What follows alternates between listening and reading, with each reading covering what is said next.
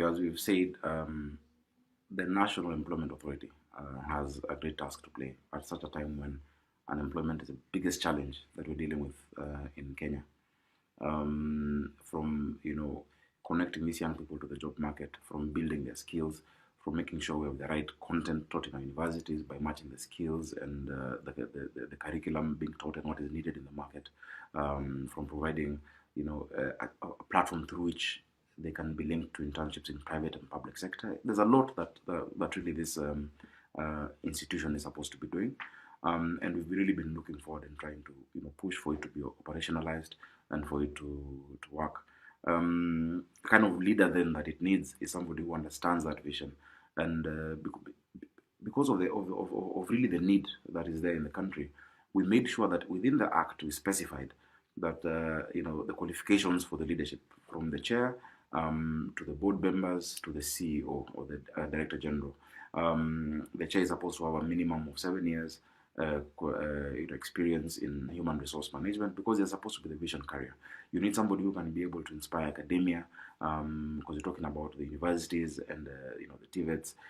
Somebody who can also now connect to the private sector, connect to the international markets where a lot of these jobs are to be found, and create that synergy between the three. And which is why we're saying that is the kind of person we need, and we want this. The CS and government to take this institution very seriously for the sake of young people. Honorable Mary Wambui is a friend. We've worked together. I think she has a lot to offer Kenyans, but in different capacity. For this particular one, we know many Kenyans, and we have no one in mind, no specific person, but there's so many Kenyans. I was at the ILO meeting just the other day. The Kenyans who were at the ILO, International Labour Organization, in the ministry, who are HR professionals, who fit the bill, described in the law, and who can actually give this institution the kind of vision and impetus it needs, because it's been lagging behind. We must put our money where our mouth is when it comes to issues of youth unemployment. The biggest threat to our young people today is millions of them who are disillusioned, disengaged, and not employed, and that is where our focus must be.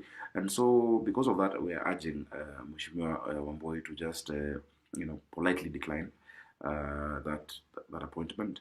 And because she also cares about our young people, and she wants to see an institution that will be able to provide for them, whether they're in whichever part of the country, to actually let it be taken up by somebody who, first of all, qualifies based on the description in the law, and also who can be able to move it forward. However, even as that is going on, we have instructed our lawyers to actually go to quash this, because it's just an infringement of those provisions of the law. We will also deal with it in the House and the Senate. I chair the Committee of Labour and the Young Parliamentarians Association, as well as the National Assembly. We'll have to deal with that. Another thing we have to deal with is the fact that the law says clearly that the Director General should be should not have attained the age of 35, the Director General of this institution. Yet there has not been a substantive filling of that position, and here they want to bring amendments again through the same ministry. They want to bring amendments to remove that provision, so that the Director General does not have to be a youth. We cannot allow this. I think we've had enough. Young people in this country are tired. We cannot continue paying lip service to the youth of this country. I think young people have shown that they're qualified, that they can actually hold positions of leadership. The same Mheshimiwa Mary, when I was 26, I was a chairman of the party. The entire party, when we were with her. We've seen young people, even in ministries, we've seen young people in the private sector doing so well and such a good job.